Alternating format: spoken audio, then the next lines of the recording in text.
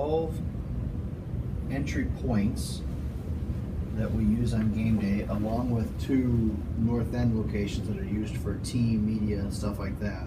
As you look at how people enter this facility, gate 4 is the heaviest traffic gate with the highest amount of people as they come from the south lot. Gate 3 is next because of the amount of people that flow over from the fairgrounds.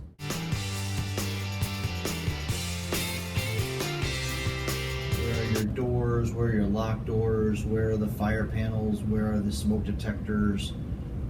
Where are the air intakes for the cooling for the facility?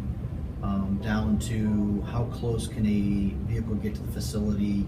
How close can a train get to the facility? What is the ingress and egress paths for people for a normal operating mode, for an emergency egress mode? One of the things we're doing this year to help with risk management is I've had a stadium evacuation video created that plays before every game, and it's a simple minute 40 video that plays up in the video board that just walks through. And ladies and gentlemen, if you're sitting in the lower bowl, sitting 101 through 136, your exit path will be this. If you're here, it provides graphics and arrows to show people and remind people that if we were asked to evacuate the facility, this is how you do it. If we were to evacuate this facility, I bet it's 20 minutes, if not 25, if you're in an orderly fashion and people are moving. But it comes down, I mean, it depends on what the issue is. If it's a weather issue, you fight with people in the concourse just to get them to go out the gate. On a game day or large event in the facility, weather plays a large factor in risk assessment, what we have going on. A day like today, with the rain, if you had an event in the building, slip and falls would be a major concern of mine. Unfortunately, right now we have some caulk joints that have failed, and so we have an extra amount of water that gets onto the concourse. If it's a nice sunny day and people have a time to have a good time in the parking lot, you start to worry about intoxication and all of the factors that go with that. Not only the vomit cleanups and the things you're dealing with in the seats and making sure that your staff are protected when they're dealing with those cleanups, but just the attitude and behavior of the fans and the disruption it can cause, which sometimes leads to fights, which sometimes leads to people falling because of the intoxication. Well, I mean, you have aggressive fans all over the facility. Reality is that you're right. There are some events, some games where the visiting fans can be a little bit overly aggressive as towards their hatred for you about.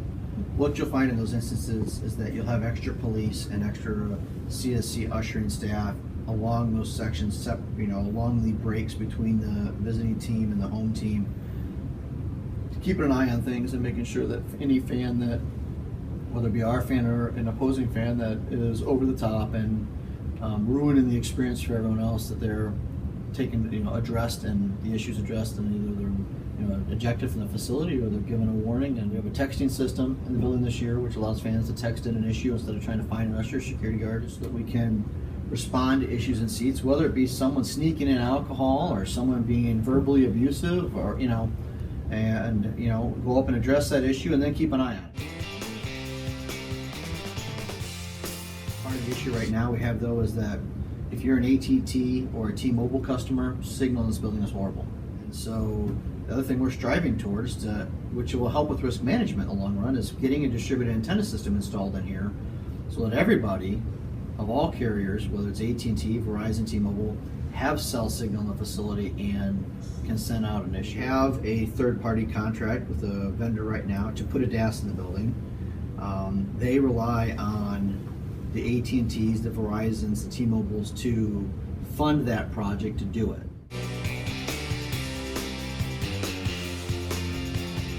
To my knowledge, we meet ADA requirements with regards to the number of seats. There are ADA seats up on the flight deck.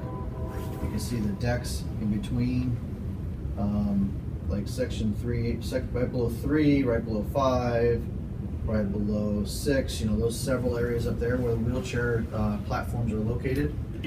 We have wheelchair platforms in the PNC Club, we have wheelchair platforms on the 100-200 level, and we have wheelchair seating locations on the B&W Club.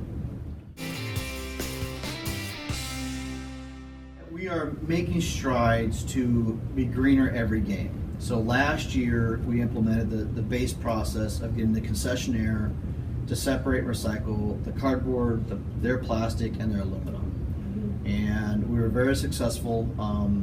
The nice thing about the aluminum side is that while someone may buy an alcoholic beverage in a can, we don't give out the can. It gets poured in a cup. And so we're able to separate the aluminum and keep it separate and recycle it. This year we took the step with our cleaning contractor at the end of the event to separate plastics from the seating board.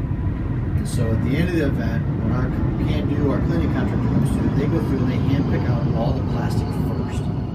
It goes in a separate colored bag and gets set aside in the concourse to get picked up by the recycling truck when it comes to grab and empty the recycling dumpsters.